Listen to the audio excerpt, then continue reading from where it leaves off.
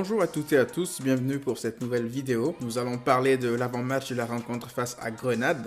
Mais avant d'aller plus loin, j'aimerais vous parler d'un forum qui parle du Barça. Ça fait très longtemps que je suis ce forum. Ça parle du Barça, d'analyse, de débat. Le niveau est très intéressant. Si vous êtes une personne avec un esprit critique et des idées ouvertes, je vous conseille fortement ce forum. Par contre, si vous êtes une personne susceptible qui n'accepte pas certaines choses qui peuvent parfois être dures, je ne pense pas que c'est le meilleur endroit pour vous. Donc je vous mets le lien en description, vous pourrez aller le voir pour ceux que ça intéresse évidemment. Alors avant de parler du match ce dimanche face à Granada, j'aimerais vous parler d'abord de la situation de Jean-Claire Todibo qui s'est fait prêter à Schalke 04. Mais j'arrive pas à comprendre parce que Todibo, pour revenir un peu à son histoire, on l'a acheté à Toulouse pour quasiment rien du tout. Il a sorti des performances incroyables. Il a été exceptionnel, notamment contre l'Inter. Et là, qu'est-ce qu'on fait? On se débarrasse de lui comme ça. L'envoyer en prêt avec une option d'achat de 25 millions d'euros. J'arrive toujours pas à comprendre parce que surtout, c'est que le Barça a mis une option de rachat de 50 millions d'euros. C'est à ne rien y comprendre. Déjà, tu prends un joueur qui a du potentiel. Tu peux le garder chez toi, le développer pour l'intégrer dans ton équipe. En ce moment, on n'a plus que 3 défenseurs, on va dire quasiment, parce que moi, je ne considère pas Araujo comme quelqu'un de solide, comme quelqu'un de fiable. Pour l'instant, il est au Barça B. Je ne vois pas pourquoi est-ce qu'on se débarrasse de Todibo, qui lui a déjà l'expérience de l'équipe première et qui a montré surtout de grandes choses pour se retrouver dans une telle situation. Moi, j'ai une idée, j'ai une hypothèse par rapport à tout ça. Je pense honnêtement que Bartomeu est toujours dans cette espèce de business financier qui consiste à faire toujours plus de profit. Parce que je vous rappelle que Todibo, on l'a acheté 2 millions d'euros parce qu'il arrivait à 6 mois du terme de son contrat à Toulouse. Donc la direction a dû se dire, voilà un jeune qui a du potentiel. Il ne coûte que 2 millions d'euros puisqu'il ne veut pas prolonger avec son club formateur. Autant aller le chercher, voir qu'est-ce qu'il peut faire au Barça et le revendre plus cher plus tard. Donc peut-être que depuis le départ, le Barça n'a jamais voulu vraiment compter sur Todibo pour son futur. Peut-être qu'ils ont vu en lui une opportunité de marché pour faire du bénéfice. Et si c'est le cas, je trouve que c'est extrêmement mal géré parce que Todibo a montré, le peu de temps qu'il a joué en tout cas, qu'il vaut plus que 25 millions d'euros. Donc même si c'était juste une opération financière pour faire du profit, je trouve que c'est mal exécuté. La direction de Bartomeu nous confirme encore une fois qu'ils ne savent pas du tout vendre. Lorsque tu compares avec le Real Madrid, ils ont réussi à vendre Marcos Llorente à l'Atlético Madrid pour près de 40 millions d'euros. Donc voilà, autant de bonnes nouvelles qui s'enchaînaient ces derniers temps avec cette direction. Il fallait bien une mauvaise nouvelle pour compenser tout ça.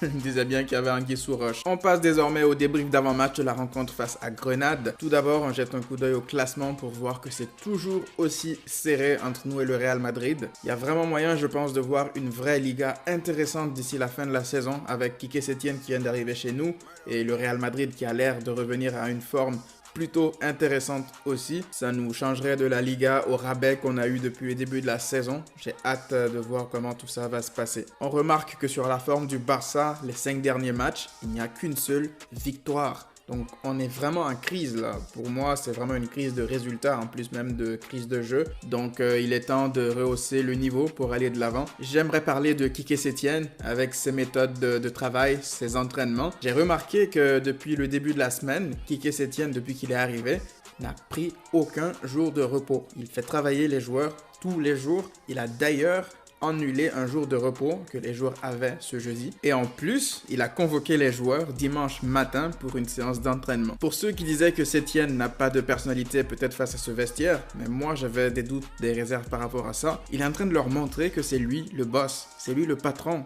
Il n'y a plus de passe droit, il n'y a plus de repos inutile. Je ne comprends toujours pas pourquoi est-ce que les joueurs avaient des journées de repos après une défaite face à l'Atlético Madrid. Donc c'est fini le Club Med là, va falloir retourner au travail. Et Quique Setién est en train de les sortir de leur zone de confort. On verra ce que ça donne pour le futur, mais je suis très optimiste. Si tout le monde se met à travailler de nouveau, ce groupe a plein de qualités. On a des joueurs de classe mondiale à quasiment tous les postes. Il suffit juste d'un peu de travail et de motivation pour faire rouler la machine de nouveau. Donc je suis impatient de voir qu'est-ce que ça va donner sur le terrain, mais de ce que je vois aux entraînements, de ce que je vois à l'extérieur, ça a l'air plutôt plutôt positif. Après, la réalité de l'entraînement n'est pas forcément celle du terrain, mais il y a quand même des raisons d'être plutôt optimiste. J'aimerais vous parler de l'adjoint de Quique Setién, Eder Sarabia, pour ceux qui ne le connaissent pas. Il y a d'ailleurs Actualité Barça qui a sorti une vidéo sur lui qui était quand même assez intéressante, je vous la recommande. Mais Quique Setién et Eder Sarabia se côtoient depuis très longtemps parce que Setién était ami avec son père. Lorsque Setién est arrivé à Las Palmas, il a fait tout de suite appel à Eder Sarabia. Ce n'est pas un hasard qu'il ait fait appel à lui parce que Sarabia est un Cruyffiste dans l'âme.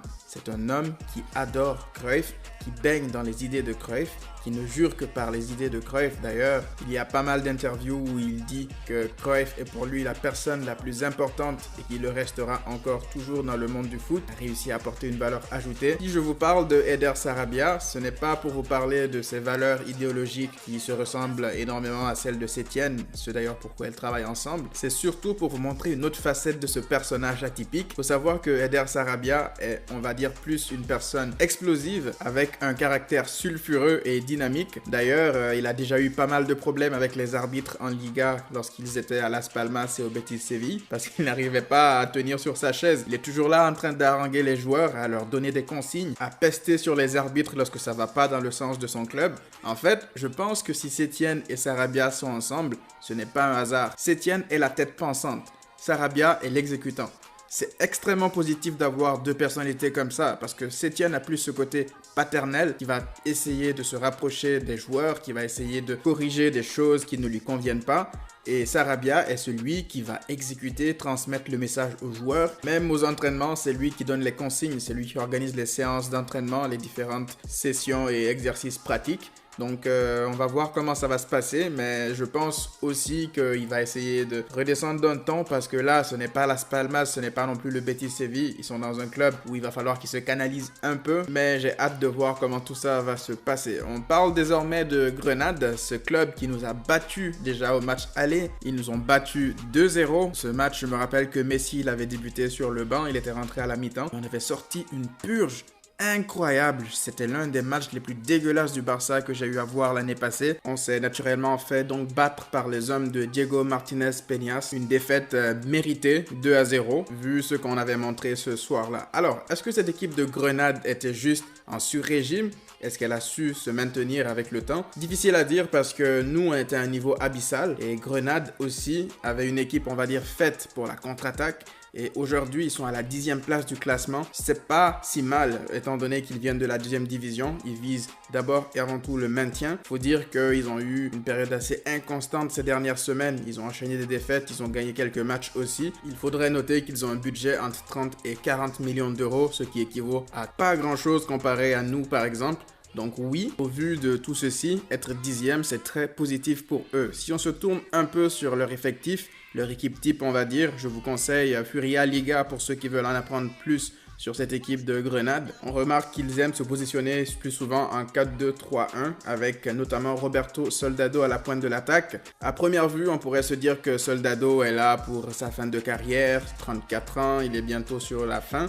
Mais nous, après avoir pris un retourné acrobatique d'un joueur de bientôt 40 ans, je pense qu'on est assez prévenu pour ne pas prendre à la légère Roberto Soldado. En plus de Soldado, ils ont des joueurs intéressants tels que Fede Vico, faudra faire attention à lui. Ils tiennent dans leur effectif quelqu'un que vous connaissez très certainement, Maxime Gonalon, l'ancien Lyonnais. Je sais pas comment il a atterri là, mais ça va être intéressant de le voir de nouveau. Concernant les blessures, les suspensions, de notre côté, malheureusement, Frenkie de Jong sera absent pour ce match, dû à son carton rouge reçu face à l'Espagnol Barcelone. Arthur Melo revient de blessure, Ter Stegen aussi, et selon les événements récents, Riqui Puig devrait, selon toute vraisemblance, être convoqué pour ce match. Enfin, j'ai envie de dire, il n'a pas été convoqué en B, et il s'entraîne avec l'équipe première depuis le début de la saison, donc c'est très positif pour lui. Alors, aujourd'hui, il n'y aura pas de composition d'équipe probable, parce que je ne sais absolument pas comment Quique Setién va aligner ou choisir ses hommes, donc je pense qu'on va attendre un peu avant de se lancer dans ça. J'espère juste qu'on verra une animation offensive, une animation collective globale plus intéressante, mais chez nous les fans, je sens déjà une vague d'optimisme.